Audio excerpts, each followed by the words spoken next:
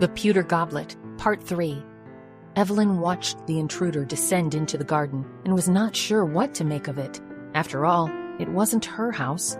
The help need not meddle in their master's business. Whoever they were could have every right to be there. She needed to prepare the supper. And yet, she couldn't take her eyes away.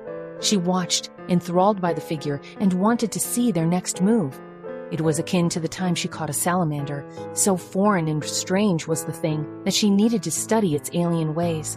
It captivated her with its black body with spots, slimy and slippery to the touch. Eventually, she released the thing back into a muddy bank and watched it wriggle deep into the quagmire. But this was hardly a helpless creature. This was possibly a malevolent beast about to bring ruin onto the household, so she stayed watchful of their intentions. The stranger's head tilted in her direction, and Evelyn reflexively ducked behind the curtain. It was one thing to watch with your subject unaware, quite another to be caught like a voyeur or prospective victim. Seeing as she was new and an expendable part of the house, she was afraid of repercussions. Still a fair distance away, Evelyn could see they too were being cautious. They skirted the edge of a tall shrub, disappearing for a moment and reappearing much closer. Being discovered by the tall woman or someone else in the house was the last thing desired by the fiend. They made their way to the center of the garden, where a fountain of Minerva stood.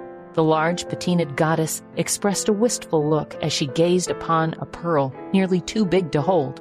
The orb itself was most assuredly made of opaque glass, for it reflected the sun and had a glossy shine to its surface.